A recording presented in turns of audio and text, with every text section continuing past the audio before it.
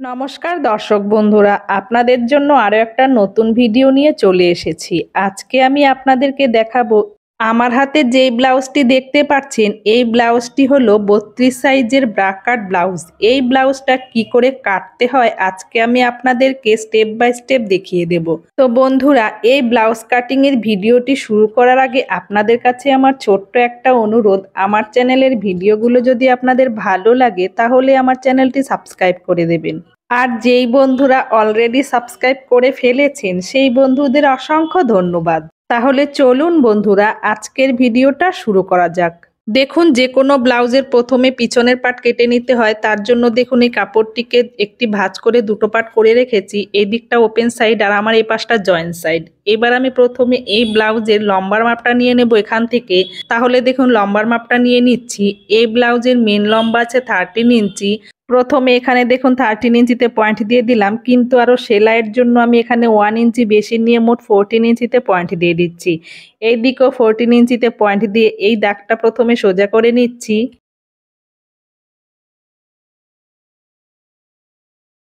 দাগটা সোজা করে নিয়েছি। এবার এখান থেকে কাঁধের মাপটা নিয়ে নেব। এই ব্লাউজটা ডিপ নেক ব্লাউজ হবে, সেই জন্য কাঁধ নিয়ে নিলাম 5.5 ইঞ্চি। এবার দেখুন, এখান থেকে বগলের মাপটা নিয়ে নিচ্ছি। বগল নিয়ে নিচ্ছি এখানে 5.75 ইঞ্চি, মানে 6.25 ইঞ্চি। এবার দেখুন, কাঁধ নিয়েছি 5.5 ইঞ্চি। এখানেও 5.5 ইঞ্চিতে পয়েন্ট দিয়ে এই দাগটা সোজা করে নেব। দাগটা সোজা করে নিলাম। এবার দেখুন, এই যে বগলে 5.75 ইঞ্চি পয়েন্ট দিয়েছি, এখানেও 5.75 ইঞ্চি পয়েন্ট দিয়ে এই দাগটা সোজা করে নিচ্ছি। দাগটা সোজা করে নিয়েছি। এবার এখান থেকে বুকের মাপটা নিয়ে নিতে হবে। এই ব্লাউজটা 32 সাইজের, 32-এর 4 ভাগের 1 ভাগ 8 ইঞ্চি। 8 ইঞ্চিতে পয়েন্ট দিয়ে দিলাম। এখানে আরও এক্সট্রা দেখুন আমি 2.5 ইঞ্চিতে পয়েন্ট দিয়ে দিলাম। এবার দেখুন, বগলের শেপ দিতে হবে। তার জন্য দেখুন, এখান থেকে আমি 1 ইঞ্চিতে একটা পয়েন্ট দিচ্ছি, দিয়ে বগলের শেপটা দিয়ে দিচ্ছি। বগলের শেপটা দেয়া হয়ে গেছে। দেখুন, এদিক দিয়ে নিচের দিকে একটু নামিয়ে দিলে পিছনের ফিটিংসটা ভালো আসে। এবার দেখুন, বুক যতটুকু আছে তার থেকে 1/2 ইঞ্চি কমিয়ে আমি টোটাল কোমরের মাপটা নিয়ে নিচ্ছি। কোমরের এইভাবে মাপ নিলে আলাদা কোনো মাপ নেওয়ার দরকার হয় না। এবার এই দুটো পয়েন্ট এইভাবে মিলিয়ে দিলাম। এবার দেখুন, এখান থেকে কোমরের টিকেনের জন্য পয়েন্ট দিয়ে দিলাম 5 ইঞ্চি দূরে, ওপরও 5 ইঞ্চি উঠিয়ে নিলাম। এই দিকেও দেখুন, দাগটা আমি বরাবর করার জন্য 5 ইঞ্চিতে পয়েন্ট দিলাম, দিয়ে এই দাগটা সোজা করে নিচ্ছি। সোজা করে নিয়েছি। এই কোমরে মোট 1 ইঞ্চের টিকেন হবে, এই পাশে 1/2 ইঞ্চি আর এই পাশে 1/2 ইঞ্চি, মোট 1 ইঞ্চের টিকেন দিয়ে দাগগুলো এইভাবে মিলিয়ে দিচ্ছি কোনা করে। টিকেনের পয়েন্ট দেয়া হয়ে গেছে। এবার এখান থেকে নেক লাইনটা নিয়ে নিচ্ছি 2 ইঞ্চিতে। এখানে 2 ইঞ্চিতে পয়েন্ট দিয়ে দিলাম। এবার দেখুন, নেক ডেপথ নিয়ে নিচ্ছি। নেক ডেপথ নিয়ে নিচ্ছি 9 ইঞ্চি। 9 ইঞ্চিতে পয়েন্ট দিয়ে দিলাম। নিচ থেকে দেখুন, আমি এখানে 2.5 ইঞ্চিতে পয়েন্ট দিয়ে দিচ্ছি। 2.5 ইঞ্চিতে পয়েন্ট দিয়ে এই দাগগুলো এবার মিলিয়ে নিচ্ছি।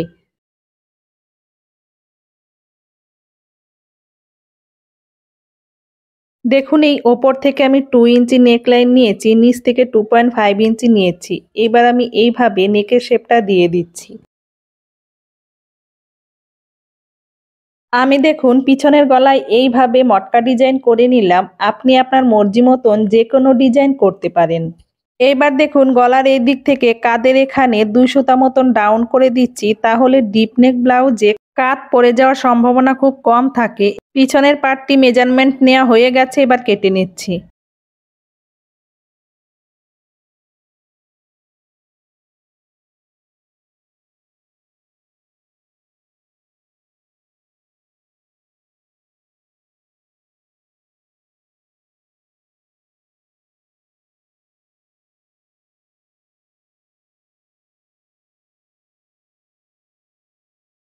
পিছনের পাটটা কাটা হয়ে গেছে। এবার যে কোমরের টিকেনের জন্য পয়েন্ট দিয়েছি, পয়েন্টটা একটু কাট করে রাখছি, তাহলে সেলার সময় বুঝতে সুবিধা হবে। এবার আমি হাতা কেটে নেব। হাতা কাটার সময় হাতার পাশের জন্য দেখুন, সব সময় পিছন পাটের কাঁধ থেকে বগল পর্যন্ত একটা কোনা করে মাপ নিতে হয়। এই মাপটা দেখুন, আমি এখানে 8 ইঞ্চি পেয়েছি। এক্সট্রা আরও 1 ইঞ্চি বেশি নিয়ে আমি মোট 9 ইঞ্চিতে হাতার পাশ নিয়ে নেব। দেখুন, লম্বাটা নিয়ে নিচ্ছি। সেলাই মার্জিন নিয়ে এখানে 11 ইঞ্চি, এইদিকেও 11 ইঞ্চি নিয়ে প্রথমে এই দাগটা সোজা করে নেব।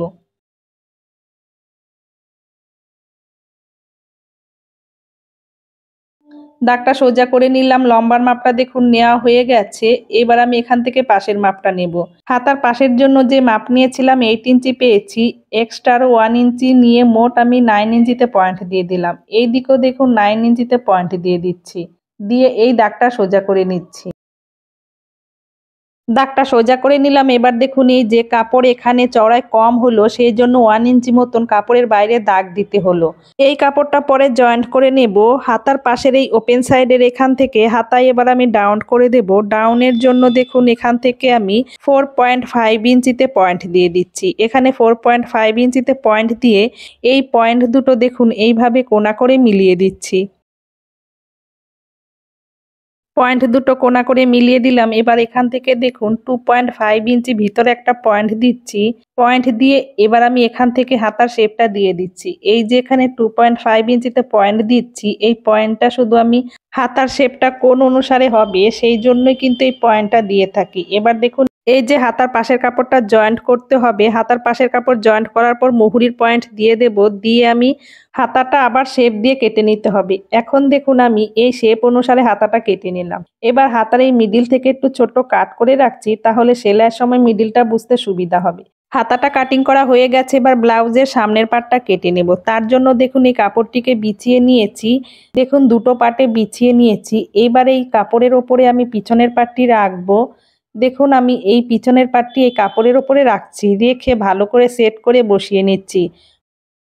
দেখুন এই যে পিছন পাটের এই গলার দিকটা আমি আমার সামনের দিকে রাখলাম এইভাবে, আর এই যে বগলের দিকটা আমি আমার দিকে রাখলাম। রাখার পর দেখুন এই পিছনের পাট অনুসারে আমি সেম ভাবে চারপাশ ঘুরিয়ে দাগ কেটে নিচ্ছি। দাগ কাটা হয়ে গেছে। এবার আমি পিছনের পাটটা দেখুন সরিয়ে নিচ্ছি। সরিয়ে নেওয়ার পর এই দাগগুলো আবার ভালো করে একটু মিলিয়ে দিচ্ছি। দাগগুলো মেলানো হয়ে গেছে। এবার দেখুন এই যে এখানে দাগ দিয়েছি, এখান থেকে আমি দেখুন 1.5 ইঞ্চ কাপড় বেশি নিয়ে নিচ্ছি, কারণ এই ব্লাউজটা সরাসরি কাপড়ে কাটা হয়, সেই জন্য সেলাইয়ের জন্য আমি এখানে 1.5 ইঞ্চ কাপড় বেশি নিয়ে নিলাম। নিয়ে এই দাগটা সোজা করে নিচ্ছি। এখানে 1.5 ইঞ্চ কাপড় বেশি না নিলে সেলাইয়ের পর পিছন পাট থেকে সামনের পাট ছোট হয়ে যাবে, সেই জন্য আমি এখানে 1.5 ইঞ্চ কাপড় বেশি নিয়ে নিলাম। এবার দেখুন এই দাগটা আমার আর দরকার নেই, সমস্ত মেজারমেন্ট আমি এই দাগ থেকে নিয়ে নেব। এবার দেখুন এই কাঁধ থেকে আমি সামনের গলার ডিপ নিয়ে নিচ্ছি। এখানে আমি এই ব্লাউজের জন্য সামনের গলার ডিপ 7 ইঞ্চিতে রাখছি, রেখে এই দাগটা সোজা করে নিচ্ছি। দাগটা সোজা করে নিলাম। এবার দেখুন এই গলায় শেপ দিতে হবে। শেপ দেওয়ার আগে দেখুন এখান থেকে আমি গলার চওড়াটা নিয়ে নিচ্ছি। গলার চওড়ার জন্য দেখুন এখান থেকে আমি 2.5 ইঞ্চিতে পয়েন্ট দিয়ে দিলাম। এইবার আমি সামনের গলায় শেপ দিয়ে দিচ্ছি। দেখুন সামনের গলায় আমি এইভাবে শেপ দিয়ে দিলাম। এবার দেখুন কাঁধ থেকে আবার বাস্ট পয়েন্টের মাপ নিতে হবে। এই ব্লাউজের জন্য আমি বাস্ট পয়েন্টের মাপ নিয়ে নিলাম 15 ইঞ্চিতে, মানে 11.75 ইঞ্চিতে। পয়েন্ট দিয়ে দাগটা সোজা করে নিচ্ছি। দাগটা সোজা করে নিলাম। দেখুন এখান থেকে বাস্ট পয়েন্টের মাপ নিয়েছি, এখান থেকে এবার কটরির মাপটা নিতে হবে। এই ব্লাউজের জন্য কটরির মাপটা নিয়ে নিচ্ছি। দেখুন এই ব্লাউজের আপার চেস্ট হলো 32 ইঞ্চি, তাহলে এখানে 32 ইঞ্চি লিখে নিলাম। আপার চেস্ট 32, ফুল বাস্ট হলো দেখুন এখানে 34 ইঞ্চি। এই যে এখানে আপার চেস্ট আছে 32, এই 32কে এখানে দেখুন 10 দিয়ে ভাগ করতে হবে। তাহলে আমি 32কে 10 দিয়ে ভাগ করলাম, তাহলে এখানে কত হলো 3.2 ইঞ্চি। দেখুন এখানে 3.2 ইঞ্চি হলো। এটা হলো একটা কটরির মাপ। এখানে সেম ভাবে আমাকে 3.2কে আবার যোগ করতে হবে।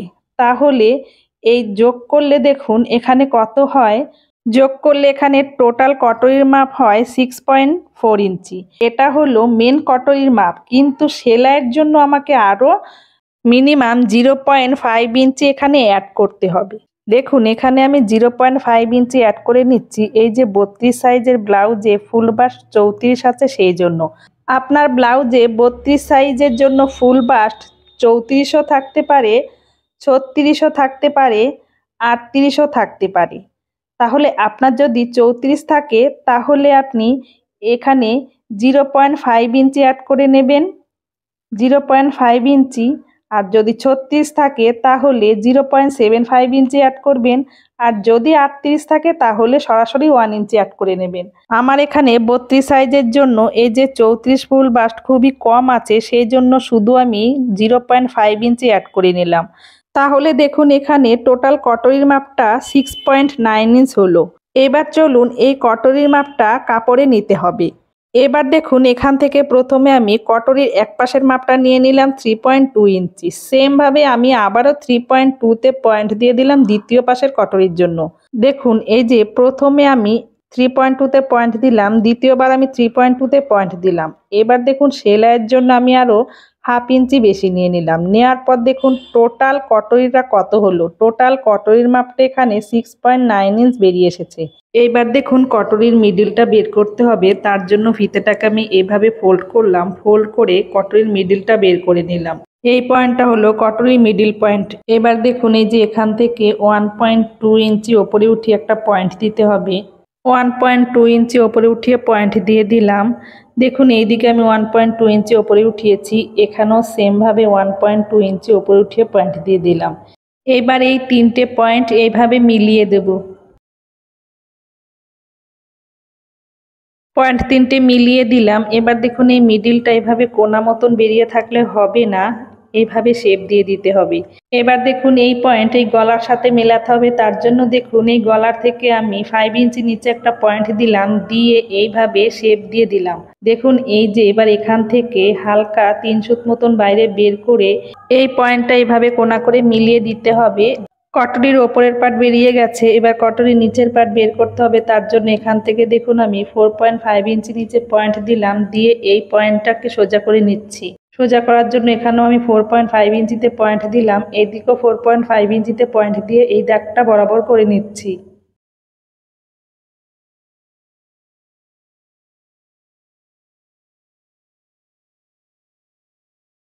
দাগটা সোজা করে নিলাম। এবার দেখুন এই যে এখান থেকে যে কোনো সাইজের জন্য 0.5 ইঞ্চি নিচে পয়েন্ট দিতে হবে।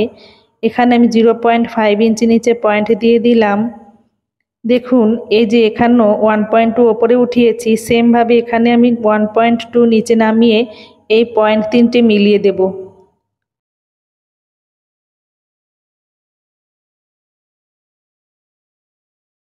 পয়েন্ট তিনটে মিলিয়ে দিলাম। এবার দেখুন এখান থেকে 1.5 ইঞ্চি ওপরে উঠে একটা পয়েন্ট দেব, দিয়ে এখানে শেপ দিয়ে দেব এইভাবে। এবার দেখুন এখানে আমি 3 সুত মতন বাইরে বের করেছি, সেমভাবে এখানেও 3 সুত মতন বাইরে বের করে এই দাগটা এইভাবে কোনা করে মিলিয়ে দিলাম। এবার এই সাইড পার্টটা বের করতে হবে, তার জন্য এখান থেকে দেখুন 1 ইঞ্চি নিচে একটা পয়েন্ট দিচ্ছি, দিয়ে এই দাগটা মিলিয়ে দিচ্ছি। এই পয়েন্ট এই দাগের সাথে মিলিয়ে দিতে হবে। দেখুন এই দাগটা এভাবে সোজা করে মিলিয়ে দেবেন না, এইভাবে সোজা করে মিলিয়ে দিলে শেপটা ভালো আসবে না। ওপরের দিকে উঠিয়ে হালকা এভাবে কোনা করে মিলিয়ে দিতে হবে। দেখুন সাইড পার্টটা বেরিয়ে গেছে, এখান থেকে বেল্ট বের করব, কিন্তু দেখুন এখানে কাপড় কম আছে, সেই জন্য আলাদা কাপড়ে বেল্ট বের করে নেব। এবার দেখুন আমি সামনের পার্টটা যেভাবে দাগ দিয়েছি সেই দাগ অনুসারে প্রত্যেকটা পার্ট কেটে নিচ্ছি। তো দর্শক বন্ধুরা, আজকে আমার এই ব্লাউজ কাটিং নিয়ে আপনাদের যদি কোথাও বুঝতে অসুবিধা হয় আমাকে কমেন্ট করে দেবেন, আমি আবারও সমাধান করার চেষ্টা করব। আর আপনারা কোন ধরনের পোশাকের কাটিং এবং সেলাইয়ের ভিডিও দেখতে চান আমাকে কমেন্ট করে জানিয়ে দেবেন, আমি সেই অনুসারে ভিডিও তৈরি করার চেষ্টা করব। বন্ধুরা, আমি সব সময় যেইভাবে কাজ করে থাকি আপনাদের সামনে সেইভাবে তুলে ধরার চেষ্টা করি। জানি না আপনাদের কেমন লাগে। বন্ধুরা, আমার চ্যানেলের ভিডিওগুলো যদি আপনাদের ভালো লাগে তাহলে আমার চ্যানেলটি সাবস্ক্রাইব করে দেবেন। দেখুন আমি আস্তে আস্তে সমস্ত পার্টগুলো কেটে নিয়েছি, এখনও কিন্তু আমার বেল্ট বাকি আছে। এই পার্টটা কাটা হয়ে গেলে আমি বেল্ট তৈরি করে নেব। দেখুন এবার আমি বেল্ট তৈরি করে নিচ্ছি। দেখুন এই কাপড়ের ওপরে পিছনের পার্টটি বিছিয়ে নিয়েছে আমি বেল্টের চওড়ার জন্য। পিছনের পার্টের চওড়া অনুসারে বেল্টের চওড়াটা নিতে হবে। পিছন পার্টের চওড়া অনুসারে দাগ দিয়ে দিলাম। এবার এই দাগটা সোজা করে নিচ্ছি। দাগটা সোজা করে নেওয়ার পর এখান থেকে দেখুন আমি 5.5 ইঞ্চিতে পয়েন্ট দিয়ে দিলাম। দেওয়ার পর দেখুন এই দাগটা সোজা করে নিচ্ছি। দাগটা সোজা করে নিলাম। এবার দেখুন এই মিডিল থেকে 5 ইঞ্চিতে পয়েন্ট দিয়ে এইভাবে নর্মালি একটা শেপ দিয়ে দিলাম, তাহলে আমার বেল্ট রেডি হয়ে যাবে। বেল্টে তেমন কোনো মেজারমেন্টের দরকার হয় না, এইভাবে শেপ দিয়ে দিলে বেল্ট হয়ে যায়। দেখুন যেইভাবে দাগ দিয়েছি দাগ অনুসারে বেল্টটা কেটে নিচ্ছি। বেল্ট কাটিং করা হয়ে গেছে। এবার আমি এই সমস্ত পার্টগুলোর অনুসারে আস্তর কেটে নেব। এবার দেখুন এই আস্তরটাকে আমি একটা ভাঁজ করে এইভাবে দুটো পার্ট করে রাখলাম। রাখার পর দেখুন পিছনের পার্টটা আমি কেটে নিচ্ছি। এইভাবে জয়েন্ট সাইডের সাথে জয়েন্ট সাইড মিলে আমি পিছনের পার্টটা রাখলাম। রাখার পর দেখুন এই যে এখান থেকে কোনো এক্সট্রা নেব না। এই নিচ থেকে আমি হালকা 2 সুতা মতন আস্তর বেশি নিয়ে নেব। সাইড থেকেও আমি 2 সুতা মতন আস্তর বেশি নিয়ে নেব। এই বগলের দিক থেকেও দেখুন আমি 2 সুতো মতন আস্তর বেশি নিয়ে নেব। আর এই যে কাঁধের এখান থেকেও আমি 2 সুতা মতন আস্তর বেশি নিয়ে নিচ্ছি, কিন্তু এই গলার এখান থেকে আমি সেম রেখে দিচ্ছি। এখানে আমি কিন্তু আস্তর বেশি নিচ্ছি না। দেখুন এইভাবে যেইভাবে আমি দাগ দিয়েছি সেই দাগ অনুসারে আস্তরটা কেটে দিচ্ছি। দেখুন এইভাবে যদি ব্লাউজের থেকে হালকা 2 সুতা মতন চারপাশ ঘুরিয়ে আস্তর বেশি নেওয়া যায় তাহলে কি হয়, ব্লাউজটা আয়রন করার পর বা কাচার পর নিচ থেকে আস্তর ছোট হয়ে যায় না, তখন ব্লাউজ আর আস্তর বরাবর মিলে যায়। সেই জন্য আমি এইভাবে চারপাশ ঘুরিয়ে 2 সুতা মতন আস্তর বেশি নিয়ে থাকি। দেখুন আমি পিছনের পাটটা যেইভাবে আস্তর কেটে নিয়েছি সেম ভাবে প্রত্যেকটা পার্ট অনুসারে আস্তর কেটে নেব। দেখুন আমি সেম ভাবে প্রত্যেকটা পার্ট অনুসারে আস্তর কেটে নিয়েছি। আইপট্টি হুকপট্টি সবই আমি কেটে নিয়েছি। তো দর্শক বন্ধুরা, আজকে আমার এই ব্লাউজ কাটিং এর ভিডিওটি আপনাদের কেমন লেগেছে? যদি ভালো লাগে তাহলে একটা লাইক ও কমেন্ট করে দেবেন। আজকের ভিডিওটি দেখার জন্য আপনাদের অসংখ্য ধন্যবাদ। আপনারা সবাই ভালো থাকবেন, সুস্থ থাকবেন।